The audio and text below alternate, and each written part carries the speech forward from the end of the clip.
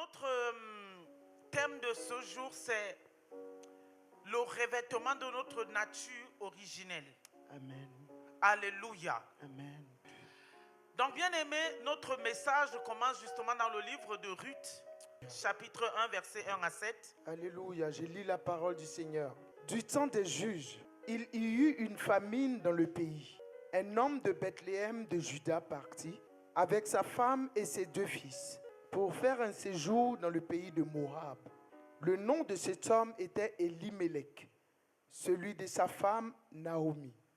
Et ses 2 fils s'appelaient Machlon et Kiljon.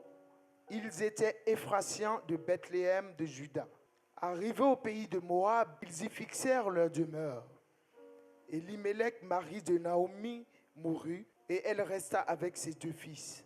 Il prit des femmes moabites, dont l'une se nommait Orpa et l'autre Ruth, et ils habitèrent là environ 10 ans. Machlon et Kiljon moururent aussi tous les 2, et Naomi resta privée de ses 2 fils et de son mari.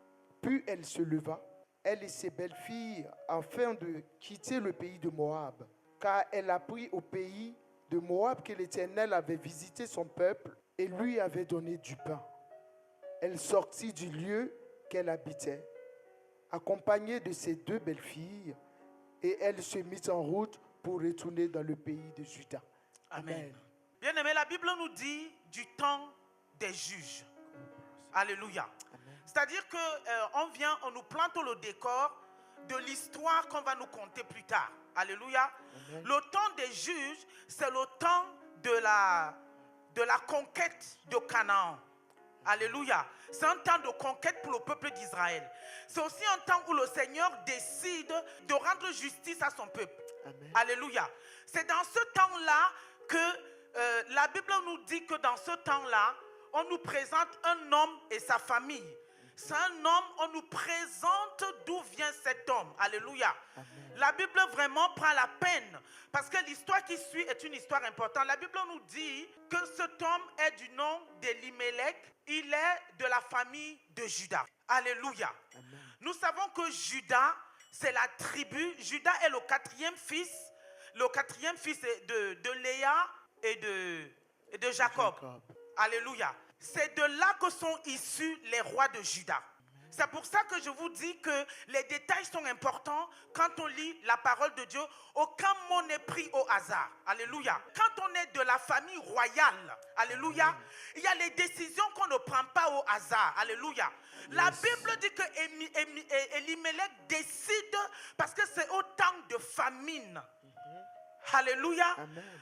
Dimanche passé, maman nous a parlé de Joseph. Amen. Il a plu à Dieu de présenter ce qui allait se passer en Égypte au Pharaon. Alléluia. Amen. Pourquoi Dieu l'a fait? Dieu l'a fait parce qu'il voulait positionner Joseph. Amen. Maintenant, ici, on nous parle d'une autre famine. Alléluia. Amen. Et quand j'ai fouillé la famine, elle a duré longtemps. Elle n'a pas duré 10 ans. Elle a duré longtemps. Mais on ne nous dit pas exactement quand. Alléluia. Amen. Mais la période de juge, c'est une période qui a duré au moins 100 ans. Alléluia.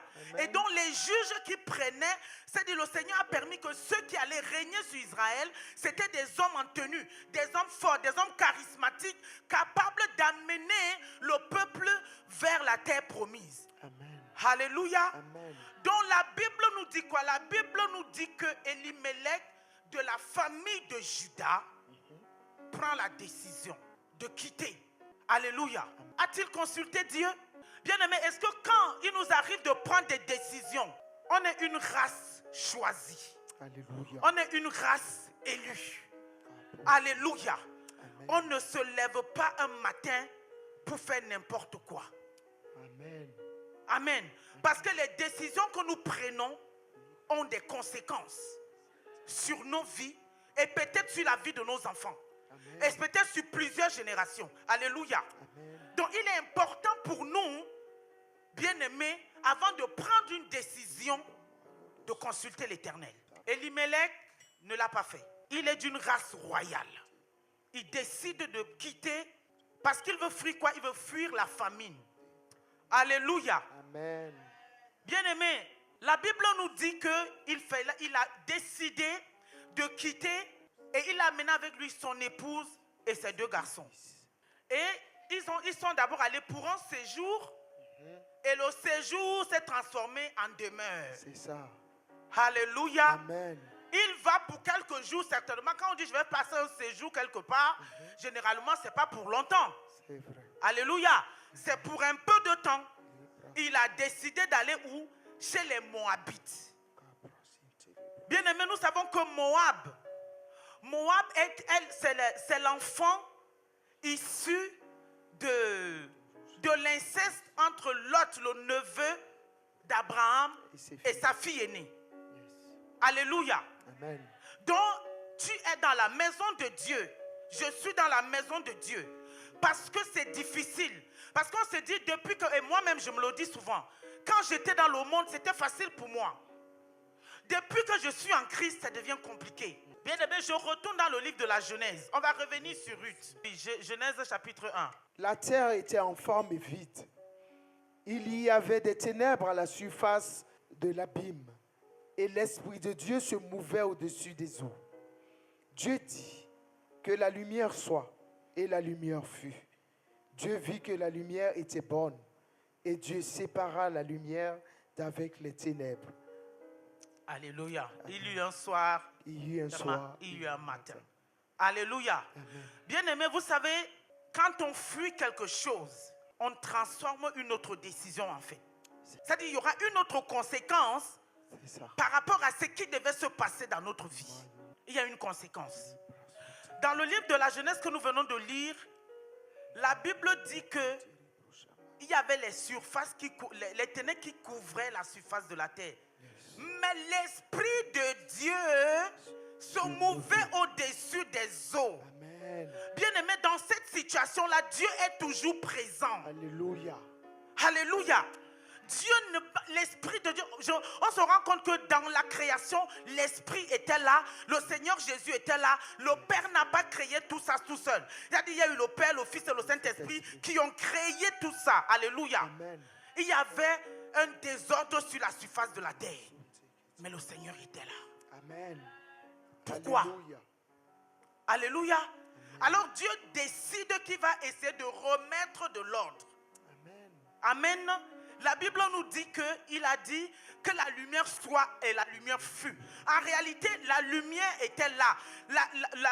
Les ténèbres ont laissé un peu de place à la lumière. Je veux dire quoi, bien-aimé? Je veux dire qu'il faut absolument, dans notre vie là, il y a les temps de soir, il y a les temps de matin. Amen. Alléluia. Amen. Dans ta vie, il y a les temps des ténèbres, il y a les temps de lumière. Ça fait partie de notre vie quotidienne. Alléluia. Alléluia. Amen. Il y a eu un soir, il y a eu un matin. Bien aimé, c'est la nuit qui engendre le matin. Alléluia. Amen. Donc si tu fuis la famine, Elimelech a fui la famine parce qu'il pensait qu'il allait trouver mieux ailleurs, sauf qu'il allait s'installer au mauvais endroit. C'est ça. Parce que la Bible dit que dès qu'il arrive, il meurt. Alléluia. Amen. Dès qu'il est arrivé à Moab, il est mort. Ces 2 garçons sont restés en vie. Mais dès que ces 2 garçons ont décidé, la Bible dit ne vous mélangez pas. Amen. Dès qu'ils ont décidé de prendre pour épouse les Moabites, ils ont scellé. Alléluia. Amen. Ils ont écrit le décret aussi de leur départ. Ils sont partis. Alléluia. Amen. Bien-aimé, Dieu fait les choses étape par étape. Alléluia. Dans notre vie. Un enfant naît, il grandit, il devient adulte, il vieillit. Alléluia. Bien-aimés, les étapes que nous traversons, les difficultés que nous traversons, quand nous sommes au soir, le soir engendre la nuit et la nuit engendre le matin. Amen. Alléluia. Donc à un moment donné, quand le soir arrive, prépare-toi parce que la nuit, bien-aimé, on ne voit pas clair. Et c'est dans la nuit que tu marches avec le Seigneur. Alléluia. C'est dans la nuit qu'il y a l'intimité qui se crée avec le Seigneur. Alléluia. Parce que tu ne vois pas dans la nuit. Mais le Seigneur voit tout ce qui se passe dans la nuit. Alléluia. C'est lui qui va te porter pour t'accompagner. Pour que ta nuit, même si tu es seul, le Seigneur est avec toi. Alléluia. Mais Elimelech n'a pas compris qu'il était de la race royale, qu'il était de la race des élus. Alléluia. Qui ne pouvait pas, il a décidé de sa condamnation et de la condamnation de ses garçons. C'est ça. Sans s'en rendre compte. Et quand je dis revêt ta nature originelle, c'est ta nature de départ, c'est notre nature de départ. Amen. Où l'esprit parle et la chair se tait. Alléluia. C'est comme ça qu'on arrive à contrôler le monde, bien-aimé. C'est pour ça que les mystiques sont forts. Parce que le jeûne, on n'arrive pas à le faire. Et ils jeûnent. Alléluia. Amen. Le jeûne nous aide à faire partir la chair, à faire taire la chair pour monter l'esprit. Alléluia. Il n'y a que le jeûne qui fait ça. Le reste, le jeûne et la méditation, c'est accompagné. Parce que si tu jeûnes et puis tu ne pries pas, tu ne médites pas, tu fais la grève de la faim. Le jeûne, véritablement, la méditation, ça fait taire la chair. Ça fait grandir l'esprit. Amen. Et tu sais ce qui va arriver. Parce que le Seigneur marche avec toi. Alléluia. C'est ça, bien-aimé. Marcher, revêtir Alléluia. sa nature d'origine. Yes. La nature qu'on avait quand on était, bien-aimé, alléluia, dans le jardin d'Éden. Amen. La Bible dit que Dieu se baladait et puis il échangeait avec Adam. Amen. Alléluia. Yes. Dieu était esprit, Dieu est esprit, Adam était esprit. C'est pour ça qu'Adam a tout de suite compris qu'il y a quelque chose qui ne va pas. Je ne peux plus me présenter comme ça devant mon père parce qu'il y a quelque chose qui ne va pas. Je me suis souillé. Alléluia. Je me suis souillé. Je ne peux pas me présenter devant lui. Il faut que j'essaye de cacher ma nudité et de me cacher parce que je ne suis plus pur. Donc les deux garçons, les deux enfants d'Elimelech, les deux enfants d'Elimelech meurent aussi parce qu'ils ont suivi le chemin que leur papa leur a montré. Alléluia. Ils n'ont pas su faire la part des choses. Je suis sûr qu'ils sont restés là-bas. Il n'y a pas quelque chose de terrible qui se soit passé dans leur vie. La Bible dit qu'ils sont restés là-bas 10 ans. Alléluia. Et 10, je pense qu'on nous a enseigné ici, papa ou maman, que 10 c'est le chiffre de la mort. C'est pour ça qu'on amène le 10e de notre salaire. Amen. Alléluia. Pourquoi on leur amène cela aux hommes de Dieu? Parce qu'eux, ils sont consacrés à Dieu. Yes. Alléluia. Amen. Il faut enlever la mort de ton salaire. Je suis en train de me prêcher ce matin, bien aimé. Amen. Alléluia. Il faut enlever la mort de ton salaire, la mort sur ton travail, la mort sur ton compte bancaire. Il faut enlever ça. Il faut donner ça aux hommes de Dieu. Ils sont consacrés. Ils savent comment ils vont parler à Dieu. Alléluia. Le diable ne viendra rien revendiquer sur toi parce que tu ne lui dois rien. Il n'y a rien de toi en lui. Il n'y a rien de lui en toi. Alléluia. Amen. Donc les deux garçons sont décédés. Amen. Pourquoi? Parce que le papa fuyait sa destinée. C'était son chemin. C'était le chemin de sa vie. Alléluia. Il s'en est détourné. Il s'est détourné du chemin de sa vie. Oh, bien aimé, les épreuves là, c'est pour nous fortifier. Amen. Les épreuves apportent quelque chose à notre vie. Les épreuves nous rendent matures. Jacques 1, à partir du verset 2. Mes frères, regardez comme un sujet de joie complète les diverses épreuves auxquelles vous pouvez être exposés, sachant que l'épreuve de votre foi produit la patience. Mais il faut que la patience accomplisse parfaitement son œuvre, afin que vous soyez parfaits et accomplis, sans faillir en rien. Alléluia. Amen. Bien aimé, on comprend pourquoi il faut l'épreuve dans notre vie. Alléluia. Amen. Parce que si ta vie est linéaire, s'il n'y a que le jour chez toi, tu ne sauras pas le jour où la nuit va arriver, tu ne sauras pas comment faire. Alléluia. On a besoin des épreuves dans notre vie. Nous devons prendre des épreuves comme un sujet de joie. Se réjouir. Alléluia. Quand on est arrivé à faire la part de choses en comprenant que, en fait, ça vient de la part de Dieu. Donc Dieu veut m'enseigner quelque chose. Donc j'accepte mon épreuve sans murmure. Alléluia. Amen. Jusqu'au temps accompli par Dieu. Parce que cette épreuve-là doit produire un fruit. Alléluia. Qui va me permettre au temps voulu, le moment venu par l'Éternel, pour que je sois apte à affronter l'avenir. Alléluia. Bien-aimé, on peut mettre une épreuve devant toi. Peut-être dans ton lieu de travail. Comme on va le voir tout à l'heure par rapport à Daniel. Alléluia. Amen. On met une épreuve peut-être parce qu'il y aura une responsabilité. Peut-être on est en train de te préparer. Alléluia. Yes. On t'apprend à gérer l'épreuve, t'apprend à gérer le monde, à gérer le monde du travail, l'environnement dans lequel tu es, à gérer tes collègues. Alléluia. Parce que certainement demain, il y a des responsabilités par rapport à ton travail qui arrivent. Amen. Mais si tu te soustrais à ça, en fait tu te soustrais à ce qui est en train d'arriver. D'abord, peut-être tu n'auras pas la promotion que tu attends parce que tu n'es pas mûr, parce que tu n'es pas prêt, parce que tu n'as pas été préparé à ça. Alléluia. Donc tu as refusé, tu as dit je ne veux pas de cette épreuve. Alléluia. Dieu nous parle de plusieurs manières. Amen. Et quand Dieu nous parle, il faut qu'on saisisse.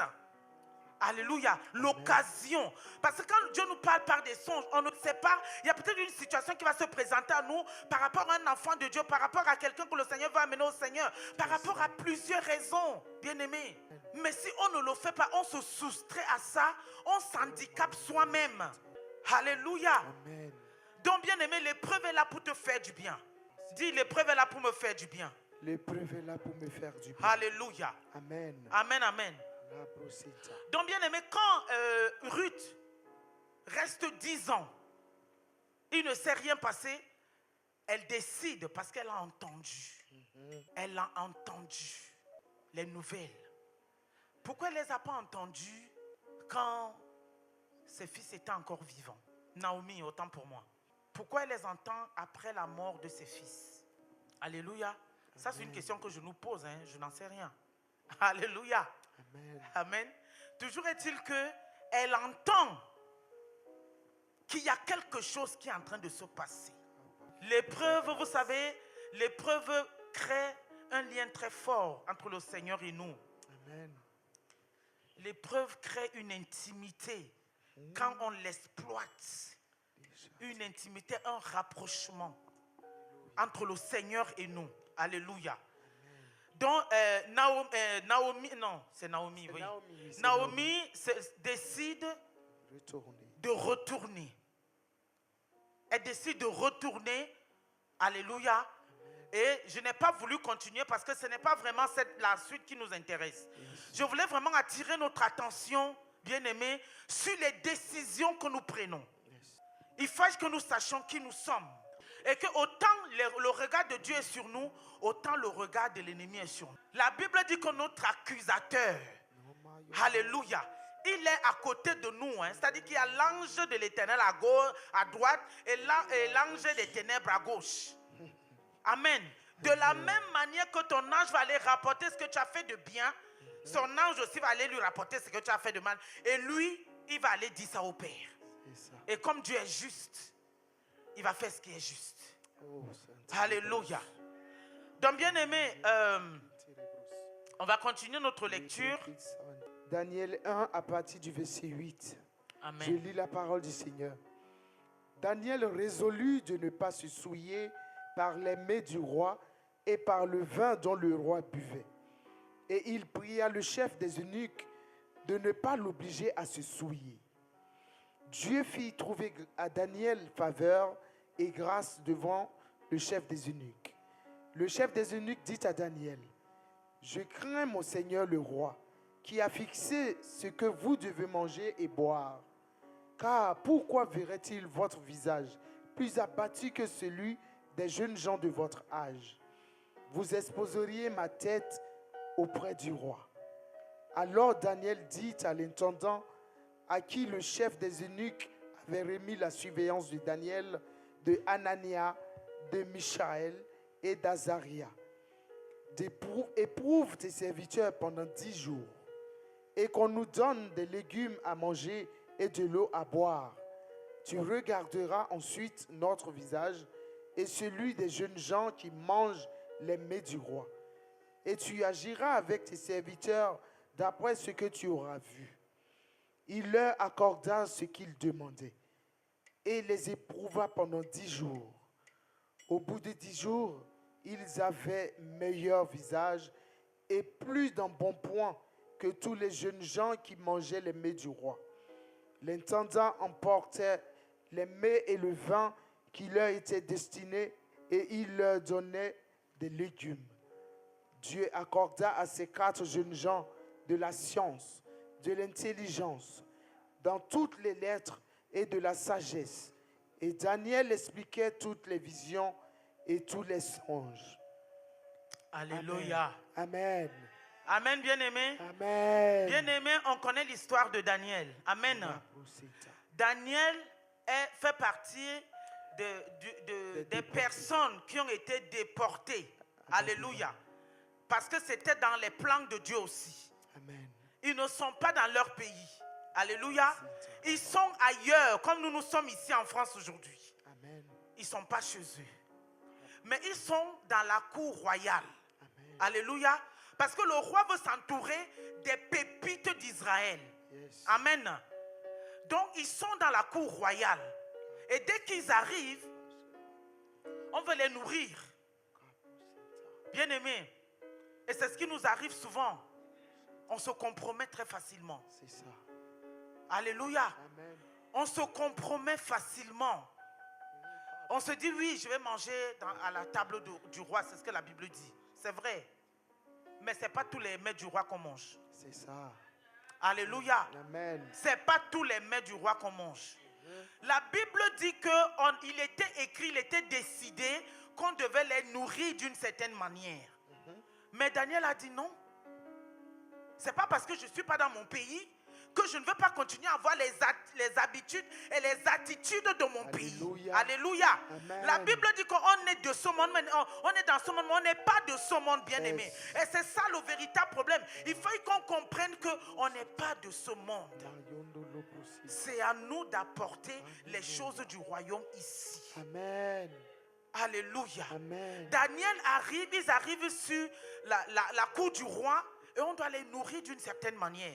Ils ont traversé des moments difficiles. Bien aimé, je nous ai dit tout à l'heure, la nuit engendre le matin.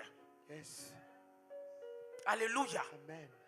Et Daniel a décidé que pour qu'ils soient bien, ils vont prolonger la nuit. Alléluia. Alléluia. Amen. Parce que c'est le jour, ce que tu auras fait dans la nuit, la journée l'engendrera. Yes. Alléluia. Amen. Dieu va te présenter par rapport à ce que tu as fait la nuit, par rapport à ce qui s'est passé entre Dieu et toi dans la nuit. Amen. Est-ce que tu as passé des temps dans la prière, dans le jeûne? Alléluia. Bien aimé, nous voyons comment le ministère de notre maman est en train d'évoluer, de prendre. Alléluia. C'est parce qu'on n'est pas là. Bien aimé, redonnons à César, entre guillemets, ce qui appartient à César. Yes. Maman, son ministère de départ, c'était l'intercession. Aujourd'hui, elle guérit les malades en vérité. Aujourd'hui, elle parle des choses cachées. Elle est prophétesse de l'éternel. Vous voyez comment Dieu a multiplié le don. Parce que quand Dieu donne un talent, alléluia, au lieu d'aller enterrer le talent, bien aimé, multiplie ce talent. Alléluia. Nous ne multiplions pas le talent que Dieu nous donne. Et souvent même, on perd ce que Dieu nous a donné. Alléluia. Daniel a décidé. Il dit non, je ne mange pas, je ne me compromets pas, parce que je suis dans un pays étranger, je ne sais pas, et je suis même dans la cour royale, donc c'est même ici que toutes les décisions se prennent. Donc si je ne fais pas attention, je vais oublier mon Dieu, alors je refuse. La Bible dit qu'ils ont parlé à l'unique et ils ont trouvé grâce aux yeux de l'unique. Alléluia. Et la Bible me dit plus loin que quand ils se sont présentés le moment venu, ils avaient meilleur en bon point que ceux qui mangeaient les mets du roi. Alléluia. Alléluia. Et dans ce passage, je me rends compte que Daniel nous livre un jeûne. Alléluia. Amen. Oui, c'est écrit là. C'est ce que la servante de Dieu vient de lire. C'est un jeûne. Le jeûne pour prospérer. Le jeûne pour avoir de la connaissance. Le jeûne pour maîtriser les sciences. C'est Jeûne ça. de fruits. Alléluia. Amen. C'est ce jeûne-là qu'ils ont pratiqué. Amen. Amen. Amen. Et nous connaissons tous le combat qu'ils ont mené, bien-aimés. Nous savons qu'ils ont été dans la fosse au lion.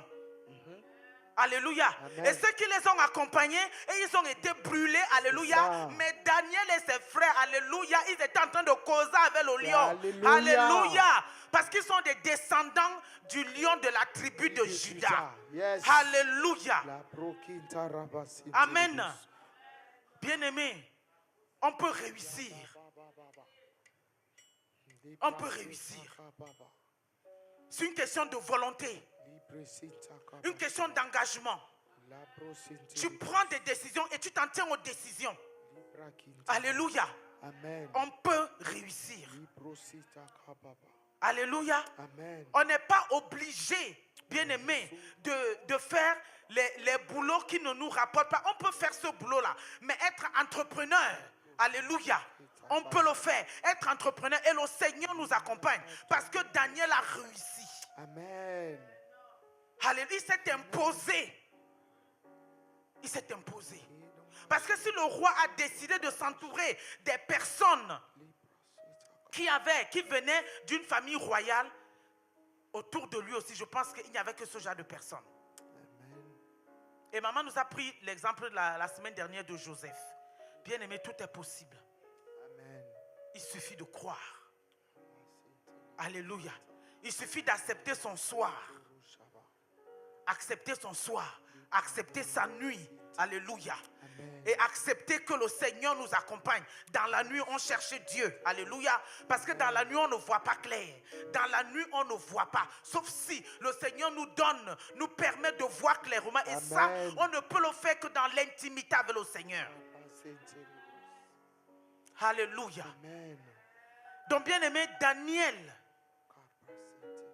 a conquis, lui et ses frères, parce qu'ils se sont donné une ligne de conduite. Ils ont décidé de nager à contre-courant. C'est ce que nous, les enfants de Dieu, nous devons faire. Nager à contre-courant. Il y a le courant de tous les jours. Alléluia. Et on doit nager à contre-courant. Parce qu'en fait, ce n'est pas nous qui nageons. C'est le Seigneur qui nage avec nous. Alléluia. Le Seigneur nous accompagne.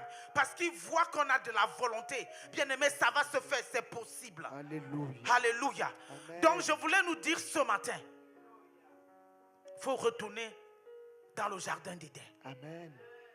Alléluia. Amen. Il faut retourner dans le jardin d'Éden.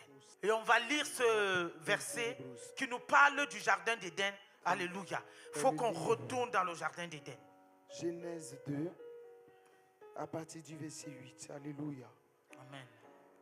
Puis l'Éternel Dieu planta un jardin en Éden, du côté de l'Orient, et il y mit l'homme qu'il avait formé. L'Éternel Dieu fit pousser du sol des arbres de toute espèce, agréables à voir et bons à manger, et l'arbre de la vie au milieu du jardin, et l'arbre de la connaissance du bien et du mal. Un fleuve sortait d'Éden pour arroser le jardin, et de là il se divisait en 4 bras. Le nom du premier est Pishon. C'est celui qui entoure tout le pays de Havila, où se trouve l'or. L'or de ce pays est pur. On y trouve aussi le bdellium et la pierre d'onyx. Le nom du second fleuve est Gihon. C'est celui qui entoure tout le pays de Cush. Le nom du troisième est Hiddekel. C'est celui qui coule à l'orient de la Syrie. Le 4e fleuve, c'est l'Euphrate. L'Éternel Dieu prit l'homme et le plaça dans le jardin d'Éden pour le cultiver et pour le garder. L'Éternel Dieu donna cet ordre à l'homme: tu pourras manger de tous les arbres du jardin, mais tu ne toucheras pas de l'arbre de la connaissance du bien et du mal, car le jour où tu en mangeras, tu mourras. Bien-aimé, Genèse chapitre 2, verset 8. La Bible Amen. dit, l'Éternel Dieu planta un jardin en Alléluia. Éden du côté de l'Orient et il y mit l'homme qu'il avait formé. Amen. Alléluia.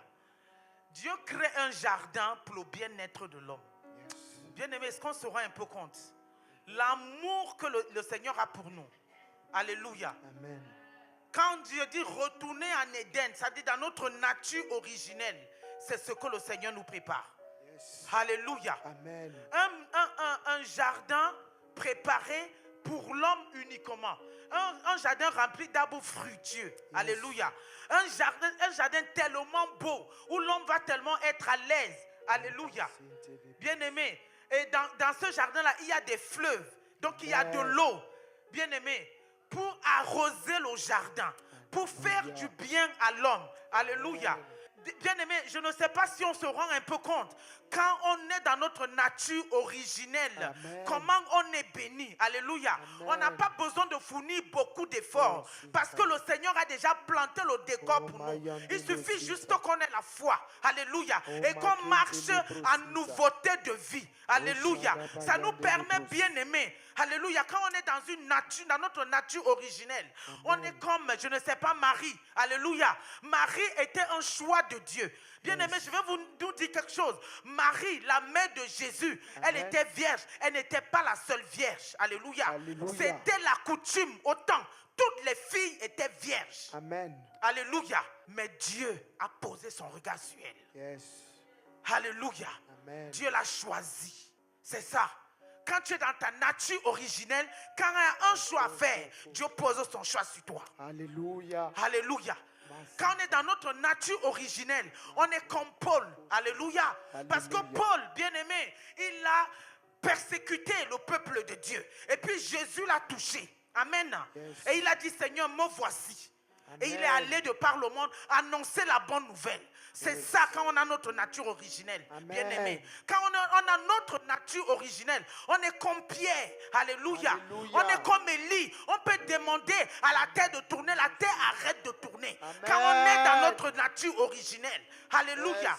Bien-aimé, quand on est dans notre nature originelle, on est comme Jean. Donc, à un moment donné, on peut poser notre tête sur l'épaule du Seigneur quand on est fatigué. Et le Seigneur dit, oui, pose ta tête, mon enfant, parce que je suis là. Ça, c'est quand on est dans notre nature originelle. Alléluia. Bien-aimé, on peut faire tellement de choses quand on revient au jardin d'Éden. Alléluia. C'est un jardin que le Seigneur a planté pour nous, pour notre repos. Amen. Alléluia. Alléluia. Donc, bien-aimé, j'aimerais que tu te lèves ce matin. Oh, ma sinte, Kabashekeriababa. Mayondo J'ai fini mon message. Alléluia.